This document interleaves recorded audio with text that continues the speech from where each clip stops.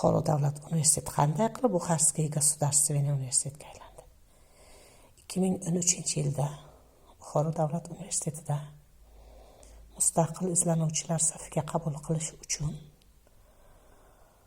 bosh binoda layoqat testi tashkil qilindi. Talabgor sifatida hujjat topshirdim va testda ishtirok etdim.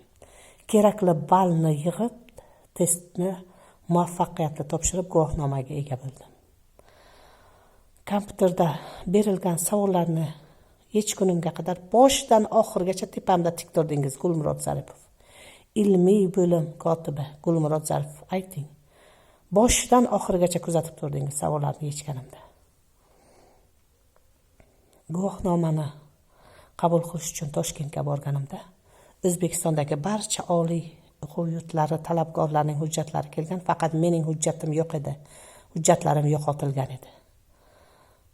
Bir kun davomida ularni qidirib topgunimcha ko'chada qolib ketdim. Yomg'ir yog'ib turganda Buxoroga kasal bo'lib qaytib keldim.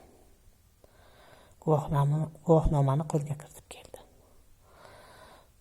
Keyin Fanlar akademiyasiga ariza yozish uchun borganimda rus tilida ariza yoz deb buyruq berdi. Rus tilida ariza yoza olasanmi deya so'ragani yo'q. Rus tilida ariza yoz dedi. Men ham javob qaytardim. Nega endi? O'zbekistonda davlat tili o'zbek tili. O'zbek tilida ariza yozaman dedim. Va o'zbek tilida ariza yozib topshirib keldim.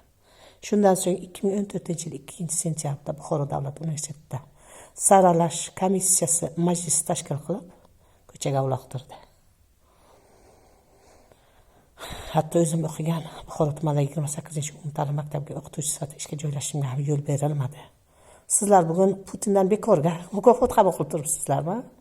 O'zbekistondagi Putin sevarlar, Putin va uning rejimining oshiqlari.